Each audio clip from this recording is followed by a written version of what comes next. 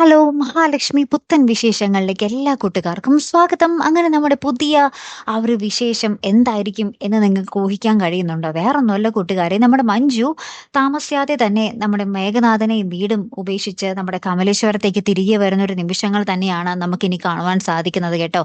നമ്മുടെ കണ്ണനോടും മഹാലക്ഷ്മിയോടും മാപ്പ് പറഞ്ഞിട്ട് അവർക്കൊപ്പം നിൽക്കുന്ന മഞ്ജുവിനെയാണ് ഇനി നമ്മൾ കാണുവാൻ പോകുന്നത്. ഒരു പുതിയ മഞ്ജു, മഹാലക്ഷ്മിയിൽ ഇനി ഒരു പുതിയ മഞ്ജുവിനെയാട്ടോ നമ്മൾ പ്രേക്ഷകർ കാണാൻ പോകുന്നത്. അപ്പൊ മഞ്ജുവിന്റെ ഈ മാറ്റം നമ്മുടെ എന്താ പറയാ ദുർഗാമ്മയ്ക്കും കരുണയ്ക്കും ഉണ്ണിക്കും ഒന്നും ഒട്ടും ദഹിച്ചിട്ടില്ല കേട്ടോ. കാരണം അവരുടെയൊക്കെ ഭയങ്കര ശത്രുക്കളായിട്ടാണ് നമ്മുടെ മഞ്ജു ഇപ്പൊ കൂട്ടായിരിക്കുന്നത് അല്ലെ. അപ്പൊ പോകെ പോകെ നമ്മുടെ മേഘനാഥനുമായിട്ടുള്ള ഒരു ഡിവോഴ്സും കാര്യങ്ങളൊക്കെ നമ്മുടെ കണ്ണൻ അടിപൊളിയായിട്ട് നോക്കി കൊടുക്കും അല്ലെ കൂട്ടുകാരെ, നടത്തി കൊടുക്കും എന്നുള്ളതാണ് സത്യം അല്ലെ.